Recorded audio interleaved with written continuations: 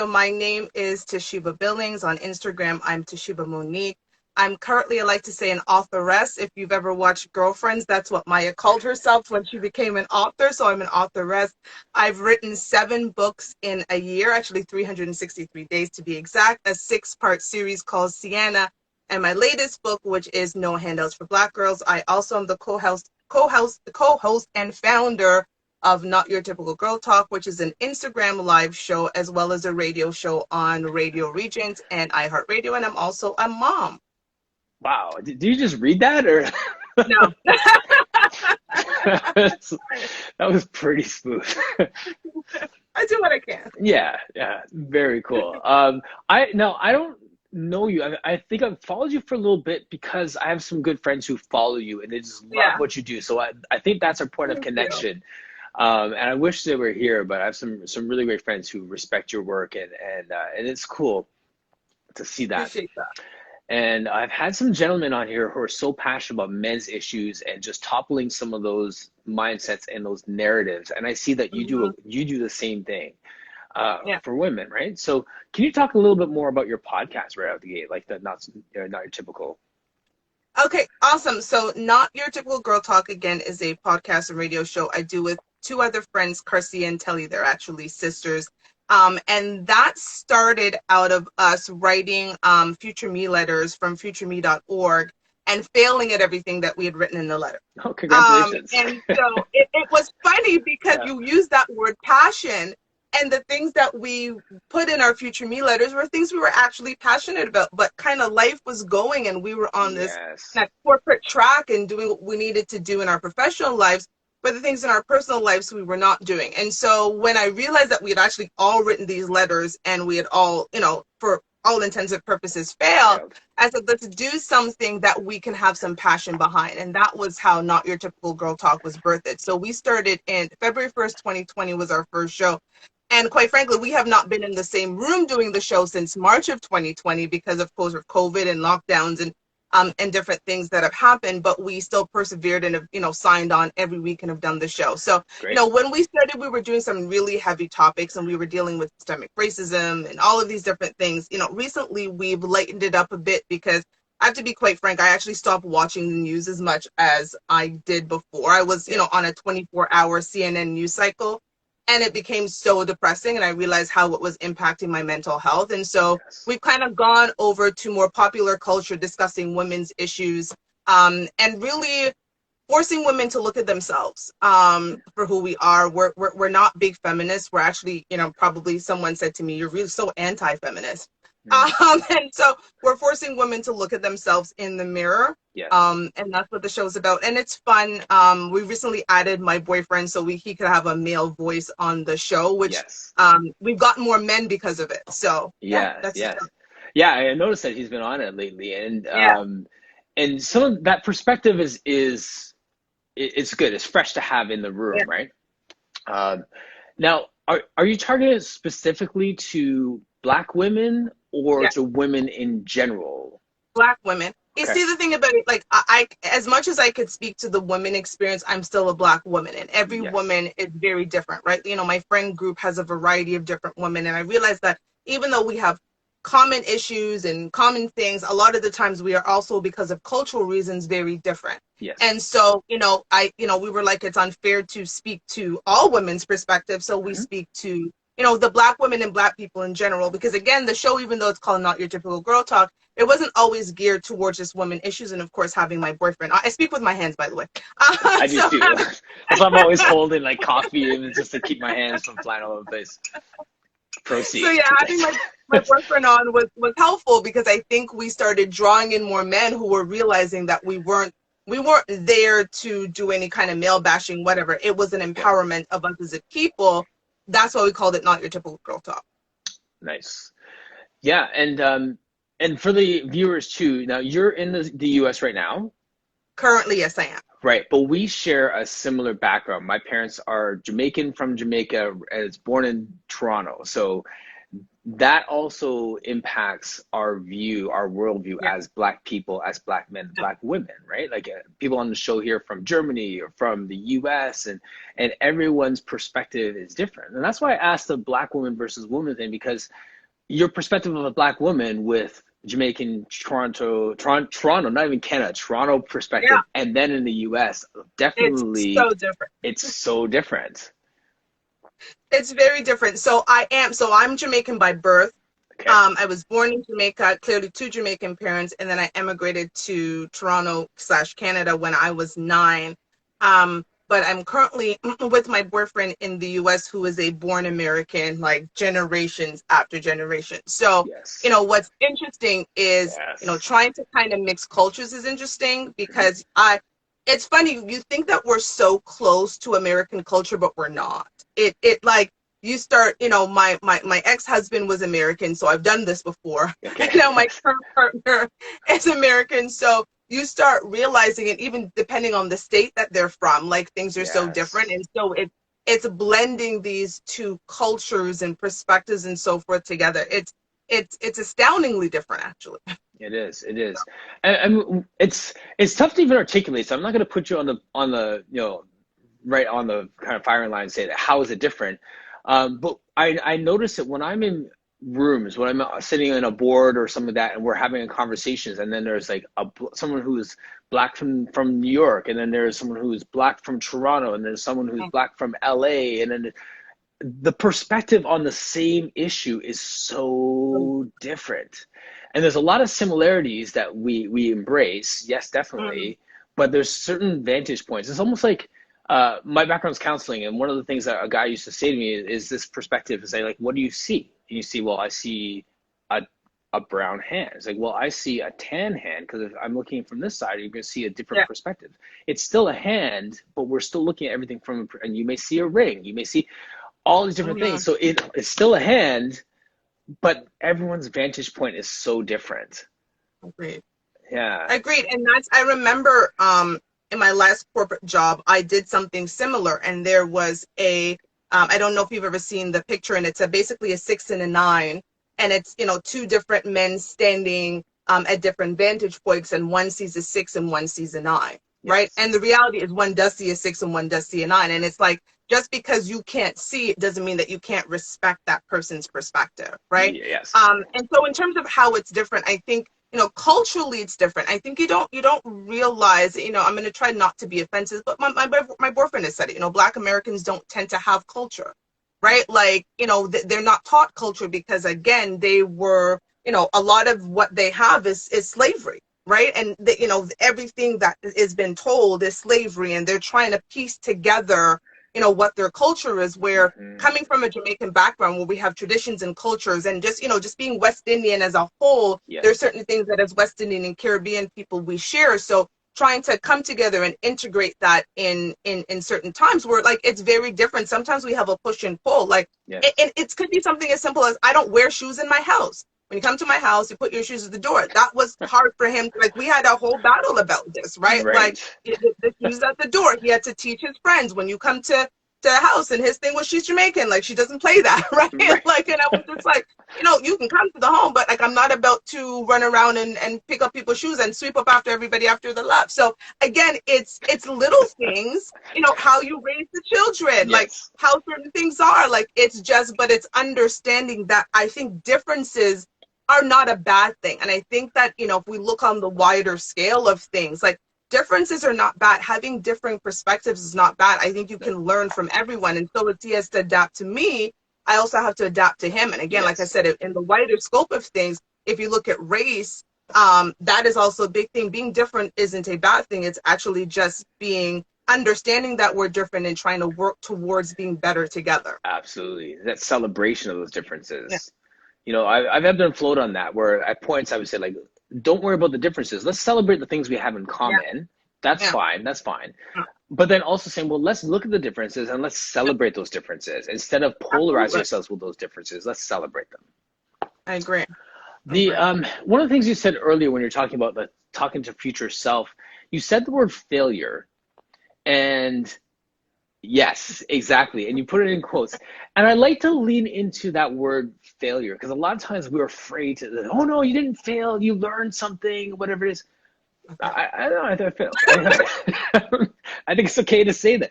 Why are we Yeah. afraid of that? Like, I mean, like we can learn in that, but if you lean into that, but okay, well, I mean, I got up from that failure. Like, I mean,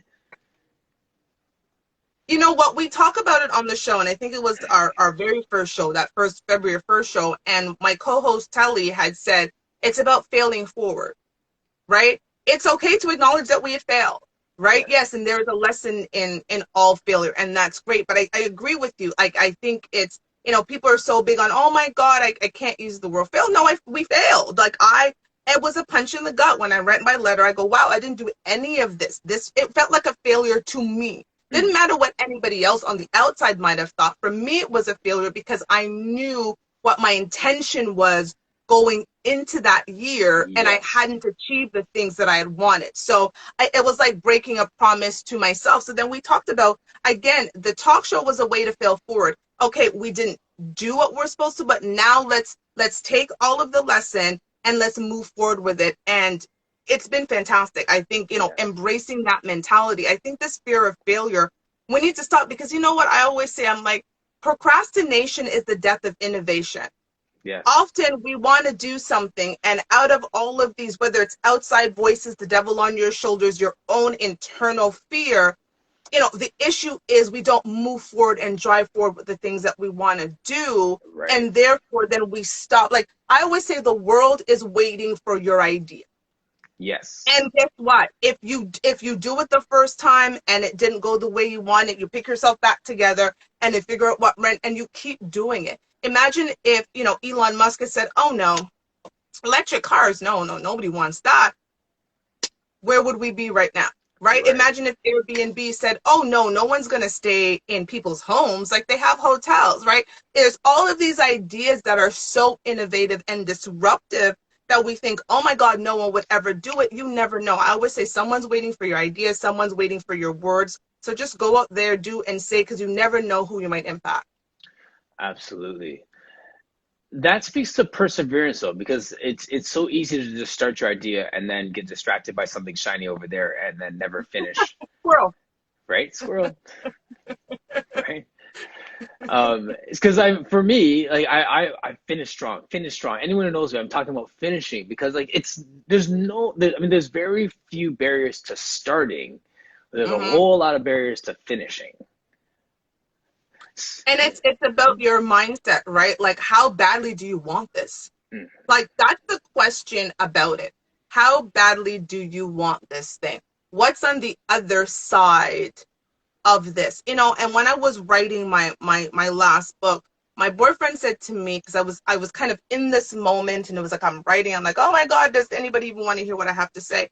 And he said, babe, everything great is on the other side of fear.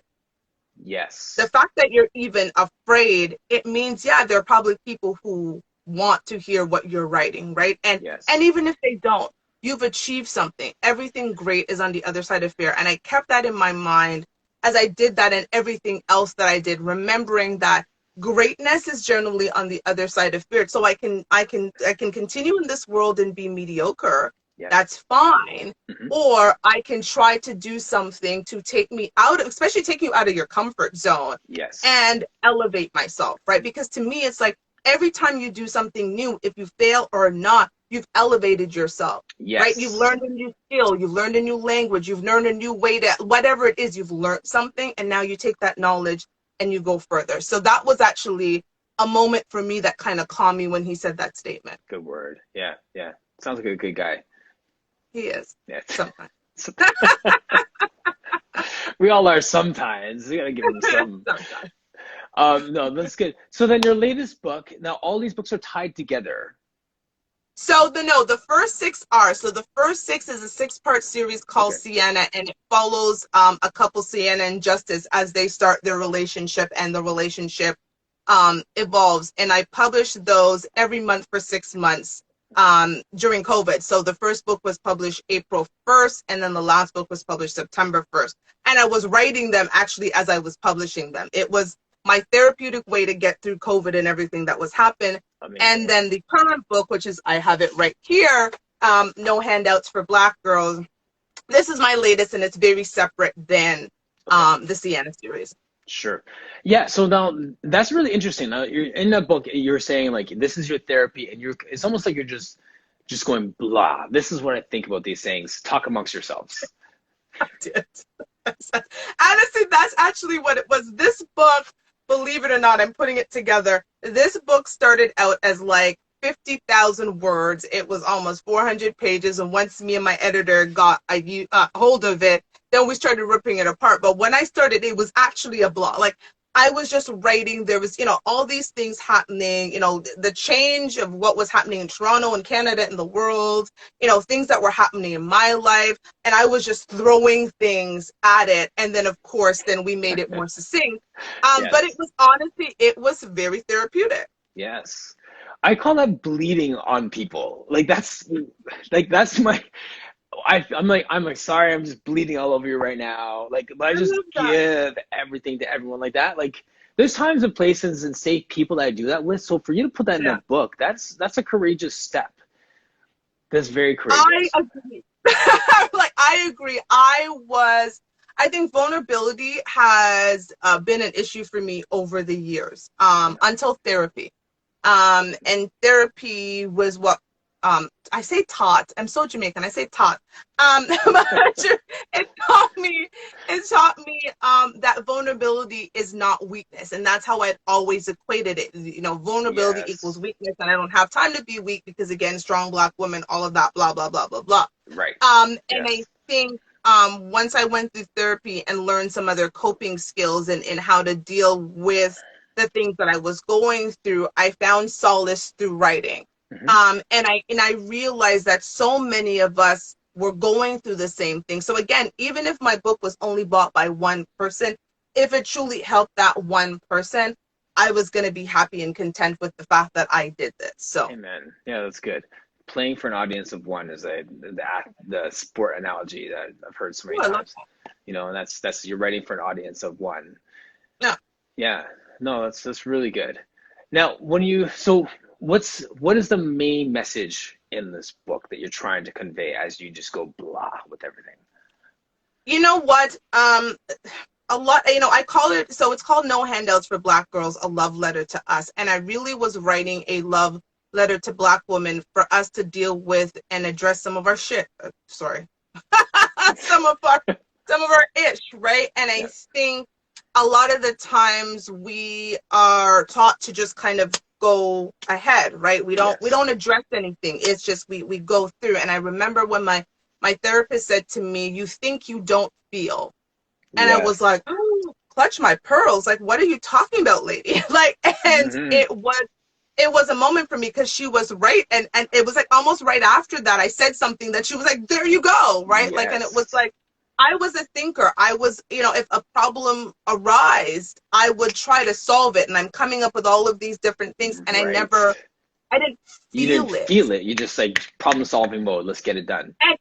And you imagine all of that just piling on and piling on and piling on and piling on, Yes. and eventually the weights get too heavy and we got to freaking put them down, Right. right? Right. And so for me, the book was an opportunity to say to Black women, listen, we got a lot of shit that we need to talk about and you need to hear this, and Hmm. even it was from, our professional life, because I talk about the strong Black woman fallacies, I call it. Yes. I talk about the, work twice as hard for half as much bullshit that we're taught as kids. And I talk about the fact that some of us are single because we're just bitches and we need to recognize that, plain and simple, right? And we're bitches because we're taught that you're supposed to go in the corporate world and do all of this, and then we bring that same energy home to our men, and our men don't need other men. We look like men when we're walking around telling I'm strong and independent and I'm this and that. They're like, okay, go be independent by yourself.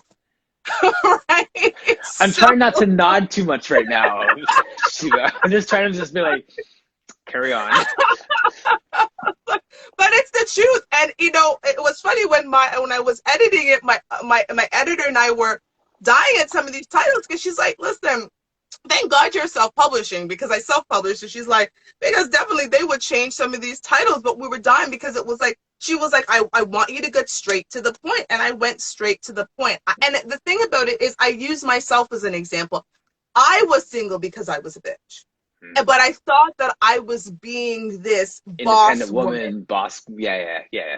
right? Right. But in the reality, it was a guy that I was dating, and he was like, you're pretty and all, and that's great, but ain't nobody want to date you with that attitude. Like, and I was like, again, clutched my pearls. And when I, took it back and I owned what he was saying and I Yes. unpacked it, I went through and I realized some of these issues that I was having in relationships. Again, if I would say I'm the common denominator in all of my failed relationships, whether it's friendships or romantic. We are the Yes. common denominator, but so much of us are putting it out on other people, and it's like it can't just be everybody else's. Like, what part do you play in this? So that started Yes. kind of unraveling and unpacking for me. And the first review I got on the book was Nicole Robinson, and I was actually recently on her podcast, and she did a whole like 5-minute thing, and she's like, girl, when I read that chapter, she was like, are you talking to me? She's like, replace Toshiba with Nicole. And I was like, oh my God, thank you. Because again, I wasn't trying to offend women, but I wanted us to, like I said, take a look at our shit. Now, okay, so have you had any feedback where people are like, you're just hating on women right now? That's not true of every Black woman. That's a narrative. That's your own issue. That's no. Not, you know what? Not yet, but I would receive it, right? And I make it clear that, what, I'm not talking to every Black woman. This isn't for every Black woman because, I've read certain books that certainly isn't for me. That's Black women's perspective and the women for which it resonates with, right? My book Yes. isn't going to resonate with everybody. So in the intro, I talk about, every chapter isn't for everyone, but each chapter will be for somebody, right? Yes. You may not all agree with the entirety of the book. I don't think I've ever read a book, kind of a self-help book where I agreed with everything, but there are bits and pieces that I could pull and go, ooh, that definitely let me unpack that, Ouch. right? Yes. Exactly. Right, exactly. It was Yes. one of those ouch moments, that girl. And so let me unpack that. And I think, if people read the book in its entirety Yes. and go, okay, yes, that chapter may not have been speaking to me, but this one does. Or I've had people who are like, you know what, this chapter speaks to a girlfriend of mine, so I'm going to buy your book and send it to her. Yes. Right? So that's And that friendship's done. Like, I really, and it's like over because they've highlighted, girl, she's talking about you here. Yeah, maybe not that strategy. Buy the book, but maybe not use that strategy. Come in a little easier. Your boyfriend said something that totally I identify with as a man speaking to Black women as well. When he said, gauging the friendships, what is the longest relationship that this woman has had with other women? If every relationship is splintered and you're a 40-year-old and your longest relationship that you presently have is 5 years, 2 years. He said run. Run. He said because we were having a conversation. So, I've because when we got together during COVID, and it was again long distance. I was in Toronto. He was actually in Rochester because that's where he's originally from at the time. We're now in Arizona together. So, we talked a lot about life and all of these different things. And I remember, of course you ask questions, and, my longest friendship is when I was 5 years old in Jamaica. I'm 41 now. So that's going 36 years. But my core group of friends I've known since when I met on my very first day, very first class in university. So we're going 23 years. Yes. And he said that played a part in wanting to pursue something with you, because the thing about it is if you're a person who cannot even maintain platonic relationships, yes, and you have, like you said, there's fractures in your circle, you're not necessarily a woman I'm going to pursue, right? Because why don't people like you? Right? Yes. Why don't people like you? Why do you not have people that have your back? And of course, in 20 plus years and 30 plus year friendships, you go through things, but the idea is that you're able to come together and mend it back together. And so for him, he was like, if I'm dating a woman and she's telling me about everybody else and how everybody else is bad, and again, and how it was wrong to her. Yeah. Thank you. Right. Everybody's wronged her and the world is wronged her, and her longest relationship is like 5 years and you're in your 40s. He's like, run. I don't want nothing to do with her. Yep. Yes. The reason why that's just coming from a man's perspective. That's yeah, all. No, I was like, because, and also with my wife, as we were starting to date and we eventually got married and stuff, we're saying how, you talk about best friends, and she was like, if I'm calling you my best friend, I have to put an asterisk beside it because my childhood friend Farah is like my person, Mm-hmm. right thing. And I was like, okay, like check, right? So you have long Yeah. standing relationships that are so rich and so healthy.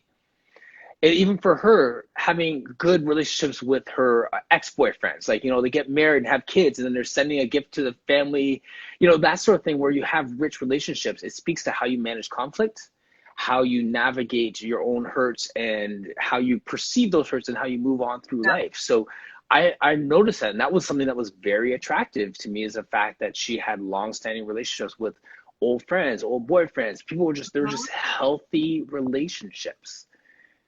And that And was, I think people, no, sorry, no, no, go. and I think people need to communicate more.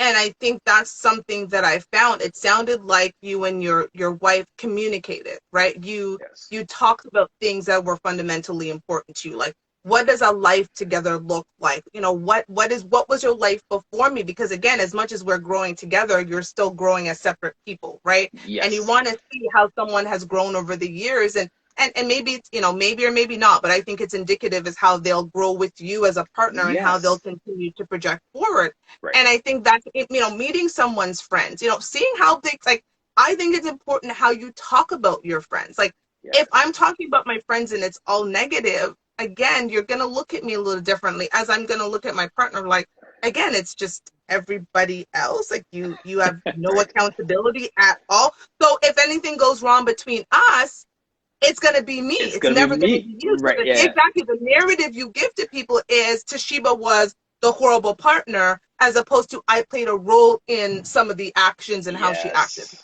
I digress. Right. No, no. Actually, you're still centered on the topic, because now one of the conversations that my wife and I had while we were still dating was, what does this look like if we break up? What does that Ooh, what does that look like if we worked in a similar, like in the same setting? What does that look like? What does that look like for our kids? What does that look like for these things? And I have to tell you, Shiva, that was probably one of the most liberating conversations to talk about what it looks like in its demise. and what did you guys come up with? I'm curious what that, because that's I've had similar conversations, but not that one. I'll talk about the one I have with my boyfriend. But Sure. what did you guys come up with? Well, we came up with the fact that it's the same for both of us, but she was saying, well, you could look at my track record. I still speak with my ex-husband. We still have, Mm-hmm. like, and even to this day, he'll come over Christmas Day, open gifts with the kids, do his thing. I still speak with my old ex-boyfriends. I have long-term friends. So I've had relationships that have broken up, and I still have healthy relationships with them. I may need some time. I may need a Mm-hmm. gap where we don't talk for a minute Mm-hmm. while we're processing it.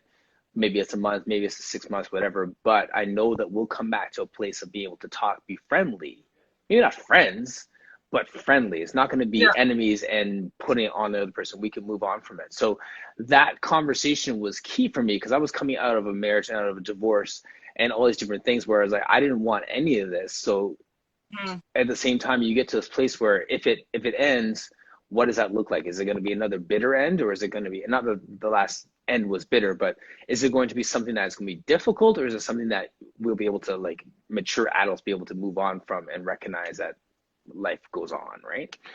I love that, because it's difficult to truly be in love with someone and then hate them so quickly, right? Like, there is, love is a continuum, right? Like, Yes, you you grow can't in go love. from I love, and then something happens and I hate. So I Right. love the fact that you guys had that conversation. But again, conversation is key. And again, I'm not sure how old you are, but again, I think I've said I'm 46. 41.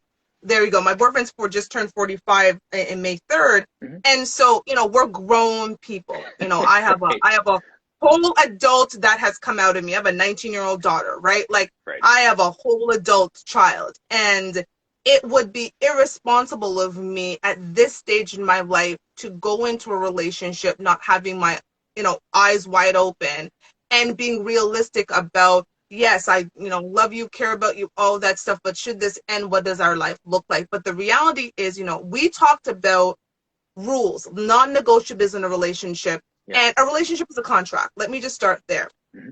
And that's a contract that's going to be renewed every few years. That's the way we've looked at our relationship. Yes. And things are going to change. Roles and responsibilities are going to change in a relationship. So we've talked about, okay, this is what our relationship looks right now based on where we are. And based on where we are right now, this is the roles and responsibilities. As life changes and we change and careers change, you know, this is what it might look like then. And that's when we need to talk about. But our number one rule was no disrespect.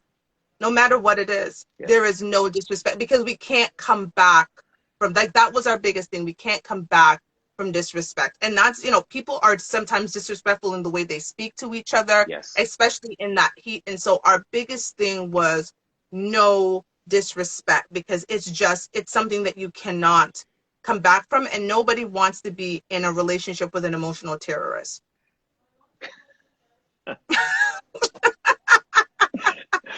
Can you define emotional terrorist for me, please? You know what's so much?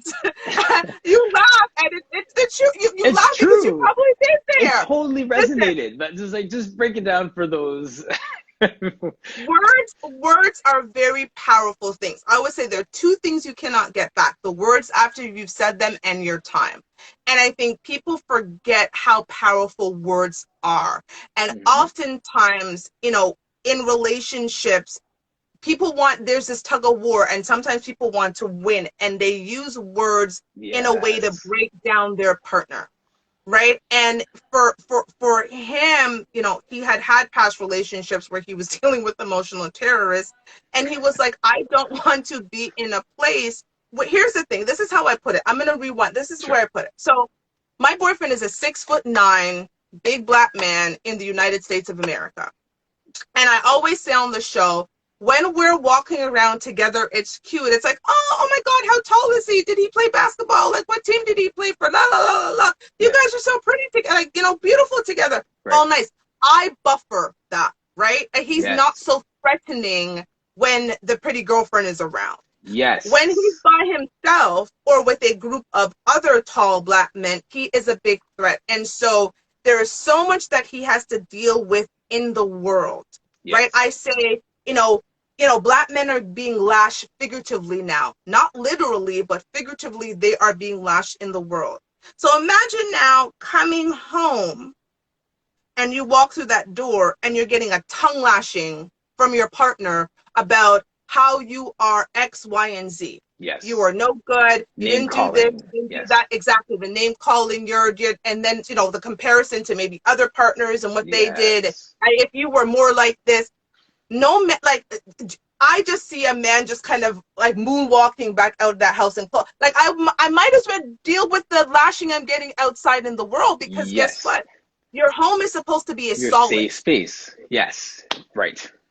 So a lot of women do not realize that when they are spewing these things, and I get that anger will get you, and this is why I say black women need therapy. We are dealing with so much PTSD, and black men too, but I'm speaking specifically to black women.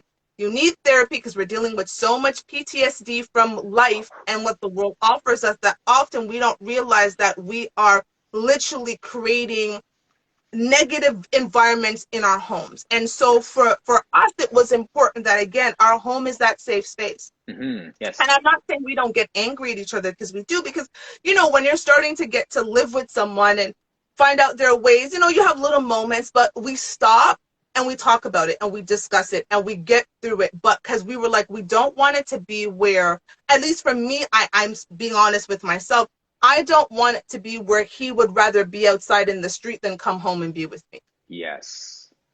Yep. Yeah, well said. The emotional terrorist, the other part to that too, if you think about in a relationship and you fight, you argue and stuff, you have these unspoken or even spoken rules of engagement in war, right? So you can escalate voices, you can throw stuff, whatever, but you don't call names. Or you can call names, but you don't, whatever it is, that like you figure out your flow, and that is those rules of engagement. So that emotional terrorist is the one who comes in, no holes barred, just on the attack. Yeah, exactly. And I think sometimes people don't realize that's what they're doing, because that's what they're accustomed to. right? They've Yes. seen this throughout, and we have so many generational curses that we have to break. Yes. Sometimes you see something, and that was my biggest thing, even with raising my daughter, right? It was, Hmm. I don't want to be what previous generations of women in my family were. And so it Yes. was important for me that I start a new, tradition and all of the different things with my daughter that, I hope she continues. And I think often, again, we don't realize because we're so used to it, the Yes. harm that that is. But the Hmm. reality is, Black women are disproportionately single. And Yes. it isn't because we're not great women and we don't take care of our men. It's because, again, no one wants to deal with all of that crap. Why would I do it when I can just be by myself or be with another woman who isn't going to give me that? And it's like, it's sad. But again, I believe, that's why I wrote the book, because I wanted women to really take a moment and say, if I have ever been or want to be, if I've ever been this person and I want to be Yes. that person, here's some steps that I probably need to take. And again, I use myself. Like, it's Yes. not like I'm like, oh my God, I am so wonderful and perfect. No, I use myself as an example. Yes. Like, these are all the stuff that I was doing, and that's why I didn't have no man. Like, I didn't have these things together. Over here looked really, really nice, but over Yes. here was actually damaging me. I talk Hmm. about in the book, one time going into my gynecologist's office, having a piece of my uterus cut off because they told me I had precancer cells, sitting in the waiting room for 20 minutes and then driving to work. I didn't process any of that. I processed none of it. Like, I was just like, oh, okay, well, I guess this is the thing. It's been Business removed. as I'll see you in usual. 6 months. Went to Right. work. It was Yeah. business as usual. And that was damaging. But again, I had all of this energy over here. So when it came to this part of my life, which I think is the root, it's the foundation, Yes. I wasn't dealing with any of that. I was too tired. Right. Wow. It's it's so much more palatable when you're sharing your story that it doesn't Yes. become a finger pointing situation where it's like you need to change. You get that Mm-hmm. lecture, that sort of thing. It's disarming in that way, and then people can find themselves in your story. That's exactly what I tried to do. And that's why it was important. Like I said, that's why it was therapeutic for me, because it was like I was revealing things about myself that I was like, if even one person sees themselves in this person, I've done my job, which is why I said every chapter isn't for everyone, but each chapter will be for someone. And I was Yes. I was very, I talked about falling in love with my partner and what that meant. Hmm. And the fact that as much as he came with all of these wonderful things, he also came with things I didn't think that I wanted. Like, I was very adamant. I didn't want to raise any more kids. And if Yes. I were to date a man, I wanted a man with teenagers. Like, I had all of these list of things. And my boyfriend came with 4 kids, 2 different mothers, and the youngest is 2, and the oldest is 11. I was like, oh, Jesus. Like, I'm done with it. Like, I'm so over I'm done this. raising kids. Yeah. Like, I've been raising kids since I was 21, but that wasn't enough to discount him. And I Right. think often, again, we have these arbitrary rules. It Hmm. was the person I was falling for. It wasn't everything that came. And again, Yes. if I was going to fall for this person, he came with 4 little people. And the Yes. same way, again, women want, I'm a package deal. You Yes. have to accept me and my one or, several kids. I Yep. think I had to do the same thing. I don't know if my brother is still here. My brother was in the room earlier, and I had an experience of almost the opposite, where when I was in university, I met this girl, and I had this list, and Shiva, it might have been like 90 things of this checklist. Um, this light skin and runs track and this and that. Like it Oh, just, wow, you're like specific. drive standard. Like it was just a list, just this unrealistic list. But this girl met every one of them. I was so impressed, and it was like she is just like all these different things. She was from Haiti, so she was French Canadian. She was at Mhm. university. We met like one summer, and then we didn't really talk much, but then we kind of corresponded all winter, like via email and all these different things. And then the next summer we were hanging out, and my brother was there. She was at our house, and we're talking because she was French Canadian. Our communication was really kind of off, and I didn't really understand. And we're having this conversation, and because we kind of built this relationship long distance via text, Mm. And an email, it was great because you were just reading. You can edit, you can find your words and like, what do you like? I like this. And so we went through this time of building our relationship digitally, met in person. Oh, she checks every box. She's perfect for me. And my brother was listening to us have this conversation one time. He's like, what's going on? Like he recognized that there was no communication, like the flow. Mm. Yes, Google Translate. And then he said to me, he's just like, why are you with this girl and you can't even understand each other? And it's like, okay, so she checked every box physically, but there was the things that I really needed, someone who I can communicate with, someone who I can just Mm-hmm. have this nonverbal chemistry connection with, Mm-hmm. wasn't there, even though they ticked all the boxes. And it was Phil, the one who Google Translate, right, saying right there, it was just saying, he called me out on it. This is like, what is this? Like that, like where do you think this is going, sort of thing. And that's why those and 90 damn like but I've grown that's since why then. Yes. those lists are problematic. And this is why the advice I give is there's your list of non-negotiables and your list of nice to have.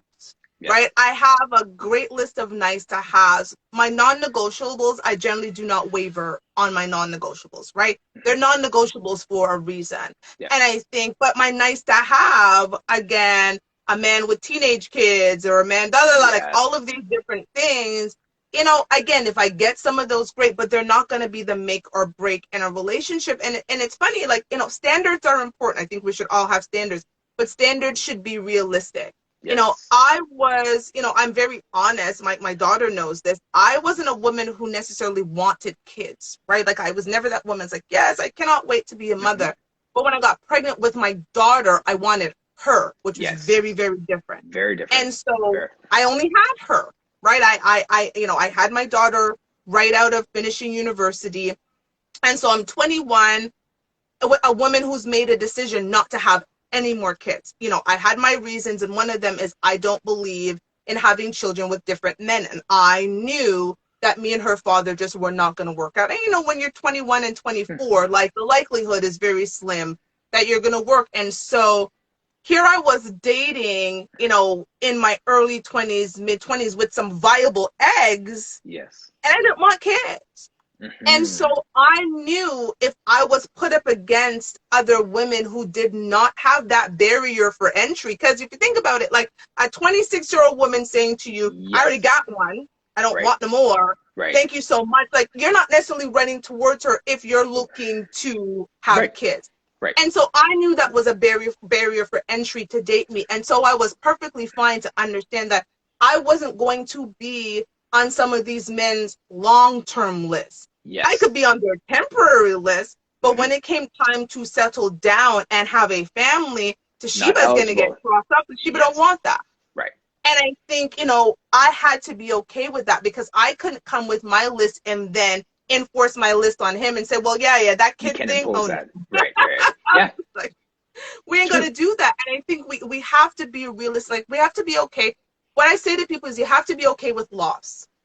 Yes. In relationship, in the dating phase, you have to be okay with loss. I'm hearing women, especially, later 30s, early 40s, mid 40s, getting to these things for companionship and not actually even looking at, is this, because again, at 40, I would hope I've got another 40 years. So I could have another 40 years with this person. Yes, I want to make sure that they can be my person that I can grow with. Yes. It isn't necessarily about, falling head over heels in love, and that's great. I love my partner. I think he's amazing. But we work, like we actually work together, and we're working for a common goal. And, we have, again, this yin and yang, push and pull that we have that really works for us, right? But I think a lot of the times we're going into things with our list of standards, but we're not accepting the standards of other people. And again, I talk about feminism, how feminism has really done a number on Black women, teaching us that we can have it all and this and that and next. I'm like, sis, that feminism ain't for you. Like, it is not for us. Stop going out there feeling as if you can tell your men what to do, how to do it, where to do it, and then that man ain't gonna leave you. Like, that's just not how it works. It looks great on TV. Yeah, it looks good on paper. Yeah. Looks great enough. looks good, great in a thesis, but in real life, that's not what happens. And I had to learn that, really young. And I know, again, my decision not to have any more kids would have definitely impacted, my relationship status. But I was very firm in that. Like I never wavered because, again, I had my own stuff where I was like, no, I'm not about to do this. Well, I mean, that speaks to just you putting in the work, you finding yourself, you knowing yourself. Instead of looking to find Mr. Right, it's about being Mrs. Right and being found. I think that we spend too much time trying to chase after something else, right? You just said a word. Listen, my boyfriend said something to me, and it was the first time it had been put to me that way. And he said, what women need to do is that men do the choosing. Women, you're not choosing. Men choose. Men choose relationships. Men choose partnerships. And, this is going to sound crass, but he's like, a lot of women give up their power once they've given up the draws, right? Now it's still a man's choice. Do I want it again? How often do I really want it? Like, because I'm going to pursue you if I want it, right? Right. If I don't want it, you may never hear from me again. Yes. That's where the power ends. And again, he's very bold, alpha male. He can be crass at times, but I love him. But I really sat down, and if you think about that, what did they say in the Bible? A man that finds a wife finds a good thing. They don't say a woman who finds a husband finds a good thing. Why? It's because the men have traditionally done the choosing. And again, for a lot of women, that's like, oh my God, like, but you are being chosen, right? Yes. You are putting, you put your, when you go for, people are okay with the fact that, my boyfriend said it on the show, people are okay with the fact that there are qualifications for almost everything in life, but they're not okay with qualifications for relationship. He said on the show, he was like, you can't be an accountant and go into a courtroom and say you're going to defend somebody. Yes. No, like that, the judge is not going to allow that because you're an accountant. Yes. Right? You can't be a lawyer and try to perform surgery. Yeah, right. That's not a thing. You don't have the qualifications. So why are we not okay with there certain places you do not have the qualifications to be in a relationship? There are some people who will, again, I didn't qualify for a man who would have wanted kids. I just didn't qualify. I had to be okay with that. So I can't force someone to say, but no, look at me. Again, you don't go to a hiring manager who wants, somebody with all of this technical skills and say, well, I know Microsoft Word, and that's it. Right. Or I'm a really nice person, so I should get a job. Exactly. Yeah. Please, give me, that doesn't work. So why don't we accept that in relationship, dating and court is a qualifying period, and some of us just don't meet the qualifications. Done. End of story. I don't know. I could talk relationships all day long, because this is fun for me. I hear you on that in so many different ways. That's I need to apologize because there's so many comments that have gone through.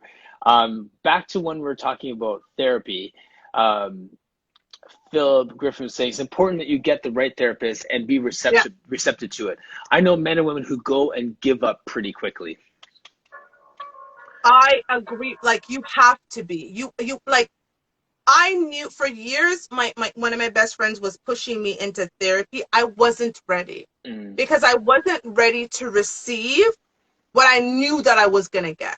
Yes. Right? I knew that some of my behaviors were problematic, because I don't like to use the word toxic, but I like to use problematic. Some of my behaviors were problematic. And sometimes I just didn't want to be called out on my ish.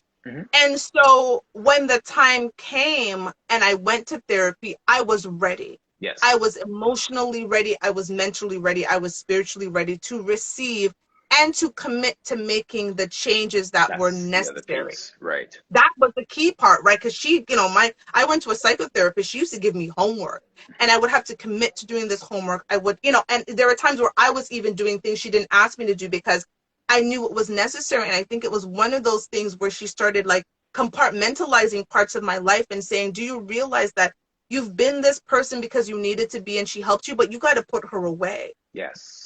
What you want from your life moving forward, she isn't going to help you. She can't have you. Yeah, she can't help you with that part. You can't have her there with you. Yes. She's, you're not cutting her off, but you got to put her to rest. You got to tell her. And what she was making me speak to this other part of me of like, thank you for the years that we've spent together. Right. However, I need to put you, you can calm down right now. Like, put the armor down. We're going to be okay. We're going off into this new world. And if you're not, I've cried in therapy. Like I completely, I had to commit to the process, and it's so right. Like find a really good therapist that you can relate to, and commit to the process. Yes. I love what you're saying about like, it's almost like, you ever see those Marie Kondo things when they're talking about like organizing your life, and then you thank something for its service, and then you place it down, or you thank it for the service that it had for that season of your life, and then you move away from it. And it's not discrediting what it did for you. It's not discounting the impact it had. It's just saying thank you, and now we're moving forward. And it is the most powerful thing I've ever done, right? It was confronting, like, even talking to the little girl that was in me, that, say how you don't realize how much you learn, and you need to kind of unlearn. I learned that crying wasn't a good thing. And so I didn't cry. I remember her asking me, when's the last time you cried? I'm like, yeah, when someone died. Like, is that what you're talking about? Like, I ain't got time to cry. I got time to cry. Right? Like, that's crazy talk. Like, yeah. I'm like, I cried when my grandmother died in 2012, like, or 11. I'm like, what? She's like, no.